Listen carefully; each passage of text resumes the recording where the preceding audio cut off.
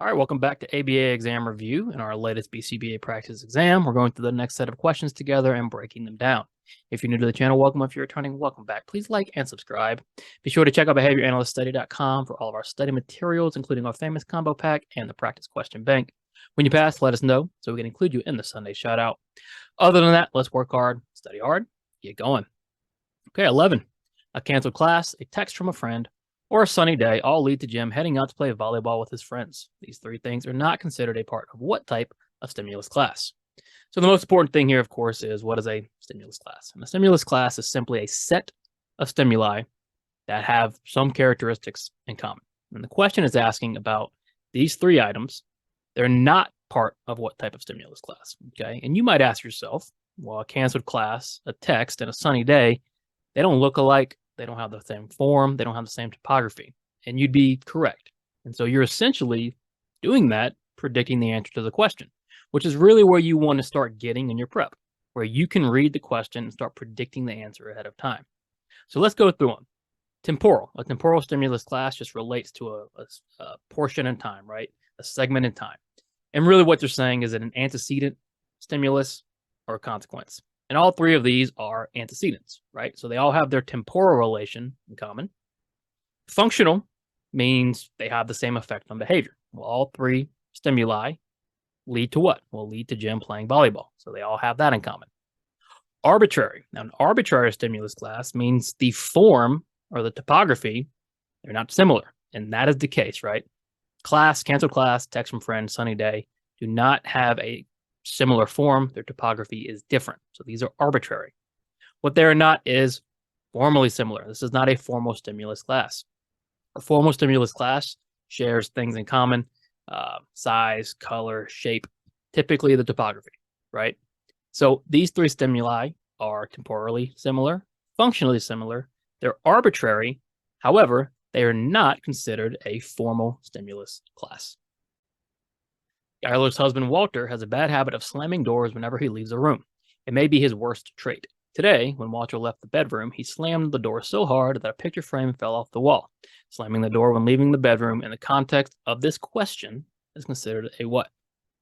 Now, this is one of the most fundamental questions you can possibly get, all right?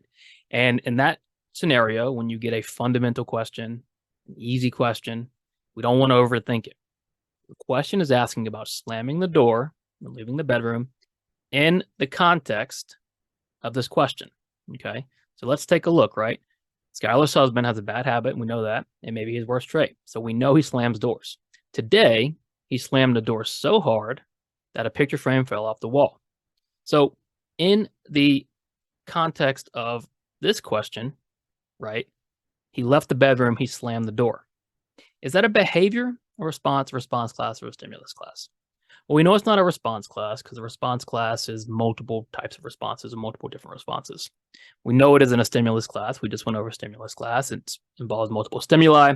We're looking at a behavior or a response. So what's the difference between a behavior and a response is really what this question is testing. Well, a behavior is the action, right? It's kind of the umbrella, okay? Slamming doors is a behavior. Each individual instance of slamming doors is the response. And yes, they are different. We often use them interchangeably in practice. You know what happens, but on the exam, you have to know the difference. Slamming doors is the behavior. This instance of slamming the door when he left the bedroom is a response. It's a single instance of the behavior. It's a very basic fundamental concept, but a very important one, okay? So understand that, right? Behavior is kind of the overarching umbrella. Each individual instance is the response. 13, Rihanna performed at the Super Bowl last night in a strange outfit. She also moved slowly around the stage, sometimes not moving at all. This led to many to say out loud, Rihanna must be pregnant again. Saying out loud that Rihanna is pregnant is what type of verbal operant? And as we know, verbal operants are verbal behavior, right? So interverbal is echoics, tax, mans, textual is transcriptions, right? Question is asking what type of verbal operant is Rihanna must be pregnant again out loud. And on the BCBA exam, to answer verbal operant questions, you're going to want to know what evokes different verbal operands, what reinforces them, You want to know about formal similarity, and you want to know about point-to-point. In this case, we are looking at, well, what evoked the verbal operant, okay? Looking at A, an intraverbal is evoked by another verbal stimulus, right? Was Rihanna must be pregnant, again, evoked by a verbal SD? No, right? It was the strange outfit, moving slowly around stage, sometimes not moving at all. These are all non-verbal SDs. And that immediately, okay, should give you an idea of where we're going. Because an echoic is also evoked by a verbal SD. So now we have tacks and mands. Well, a man is what? A man is a request evoked by a motivating operation. A tact is a label evoked by a nonverbal SD. So these nonverbal SDs leading to Rihanna must be pregnant, labeling is simply a tact. That's how you have to go through these verbal operant questions, right? And then you might get to point-to-point correspondence or formal similarity. This one simply was just a case of understanding what evokes the different verbal operants. In this case, these nonverbal SDs evoked a tact, which is simply a label. 14. You are a behavior analyst working with a 10-year-old girl. Things have been going great until recently when her parents split up. Now, anytime you're at the house to provide services, the mom uses you to bounce her thoughts off of. The mom is a mental health specialist. What should you do first in this situation? It's always tricky when you get involved in a case, and as it happens, you become close to the family, and then something might happen in their lives, and they start to view you as a little more than just the analyst. Now, we know that's not okay, right? Our code says that isn't okay. So in this case, we have parents who split up. Now the mom is basically using you as her therapist. So what do you do first? What do you do first in this situation? A, terminate the relationship immediately due to a dual relationship. Now, further down the line, that might be the case. But the question wants to know what you do first. You don't just immediately terminate. There's other steps to take before that. B, explain to the mother that she is not allowed to talk with you during session. Again, that's too extreme. You should be talking with the parents as the analyst. Okay, that's part of your job. C, attempt to clarify the nature of your relationship with the mother. Good. This should be at the outset, or I should say the onset of every client you get. You have to clarify the nature of your relationship with the stakeholders. And sometimes there's a refresher, right? This is a professional business service relationship. Nothing more, nothing less. Sorry this happened to you, but I can't be your therapist. D, refer the mother out to a marriage counselor. Missing an O, but refer the mother to a marriage counselor. Again, the first thing you want to do before you jump to referrals, okay, because that's a whole different ballgame, right? Terminating the relationship. All you want to do first is attempt to clarify. Maybe the mother doesn't even realize she's doing it, and a simple conversation about boundaries puts it at ease, and you can go back to working with the girl. Because remember, that's really what it's all about. Things have been going great. So you don't want all this impacting what's happening with your client. Okay, so the first thing you want to do in any ethical scenario that is try to resolve it. Okay, try to resolve it first. 15, Miss Lindsay always starts class with circle time. She lets each child pick a colored dot from a box of 20 dots. Once the child picks that dot, no other child can select the same colored dot. The child who picks first changes daily. This most resembles what type of stimulus preference assessment?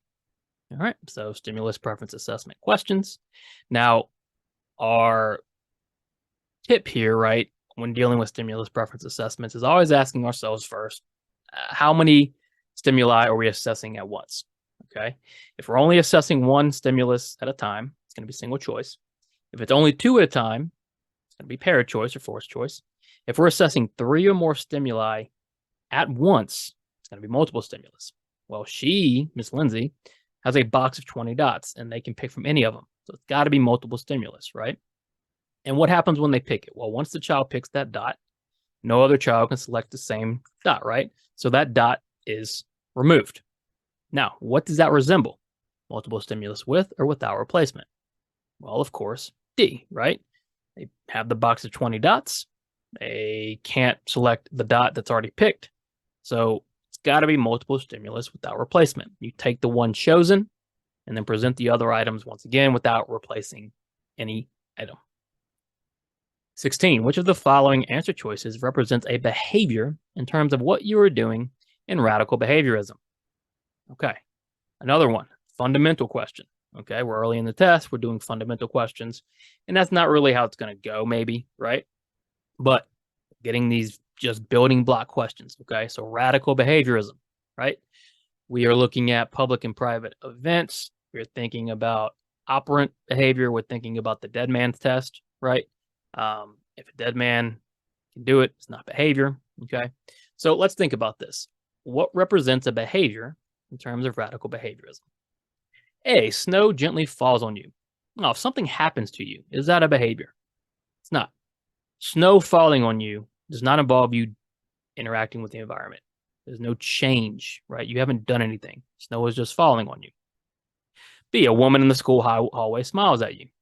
The woman is behaving. You haven't done anything. Again, this is not your behavior.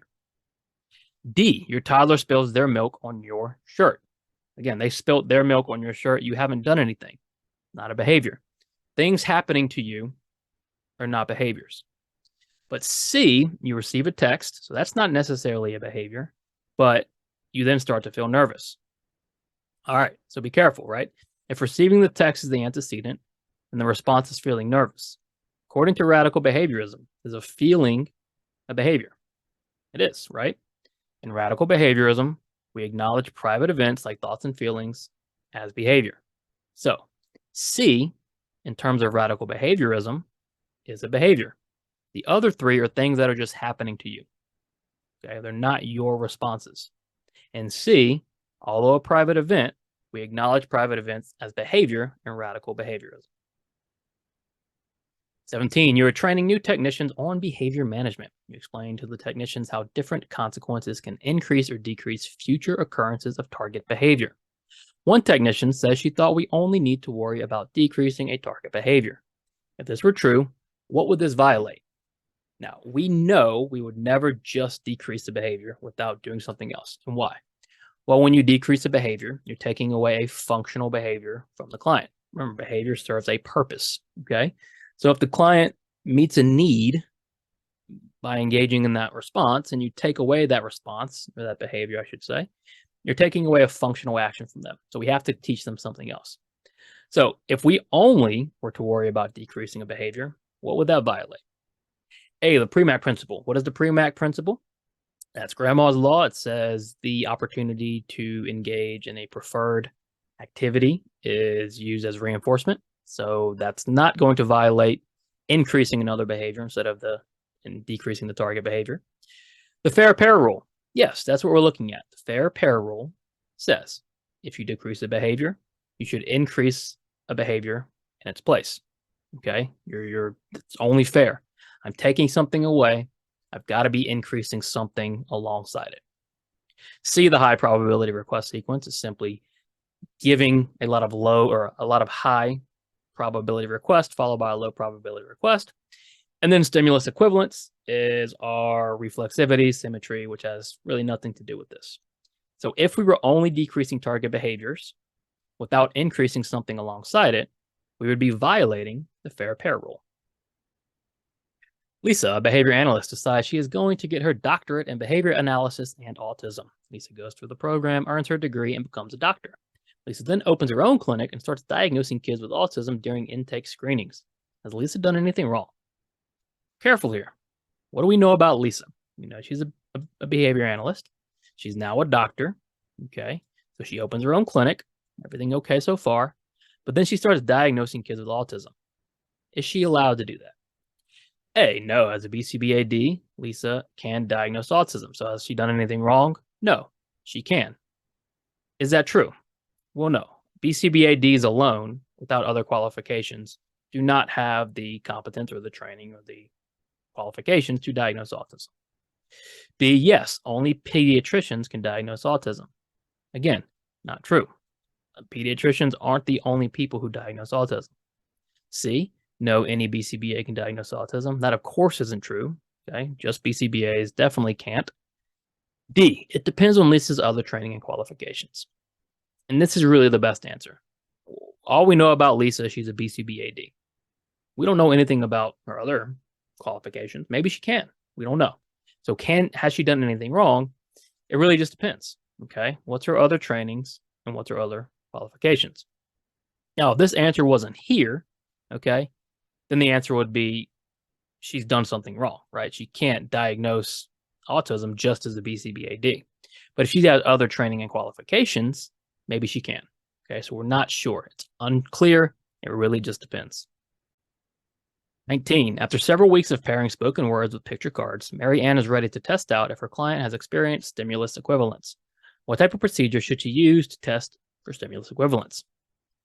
All right, by definition, what is stimulus equivalence? Stimulus equivalence says a learner has achieved transitivity without being taught directly, meaning they've derived it from symmetry and reflexivity. And transitivity, of course, is A equals B equals C, therefore C equals A. They have to get to that point without being directly taught it to really achieve stimulus equivalence. So knowing that, right, she's paired spoken words or picture cards, how would she test stimulus equivalence to see if they've attained it? Identical matching to sample. Well, identical matching to sample is simply going to test A equals A, B equals B, C equals C. It's not going to tell us much about stimulus equivalence. Symbolic matching to sample, however, is going to tell us A equals B, B equals C, A equals C. Because identical matching to sample would be like matching identical pictures of dogs. Symbolic matching to sample would be matching the word dog to a picture of a dog. You're still matching to sample, but they're not identical. It isn't functional communication training because we're not training, we're testing. None of these know because symbolic matching to sample is how we can test for stimulus equivalence and how we can test for transitivity. 20. A baby sneezes anytime the sun shines directly into their eyes while outside. Now the baby is sneezing anytime someone opens the door to go outside. This is what type of conditioning? So immediately, sneezing gives what away? Well, it gives away that it's going to be some sort of respondent conditioning, right? It's not operant because sneezing is a reflex. So we know it isn't A. What do we know? Well, we know the sun shines directly and then the baby sneezes. So the sun shining is a conditioned stimulus, right? Now, anytime someone opens the door to go outside, the baby sneezes, which is also a conditioned stimulus. So the door has obtained the properties of the sun shining. So a neutral stimulus attained the properties of a conditioned stimulus. So now we have a conditioned stimulus situation. And when that happens, what is that called? B, responded extinction. Well, no, it's not an extinction, right? The baby's still sneezing. It's actually grown, right? What this is called is higher order conditioning. When you have a situation with respondent conditioning, these conditioned stimulus, these conditioned reflexes, when a conditioned stimulus pairs with a neutral stimulus and you have a CS-CS relationship, you have higher order conditioning. Now, that is a lot to take in if you just started studying, if you're new to respondent conditioning, and that's okay. All right. Take this opportunity, and this is how you should treat every question, to go back and review respondent conditioning, review higher order conditioning, and understand, well, why is it that when a conditioned stimulus pairs with a neutral stimulus, it's higher order conditioning? Okay.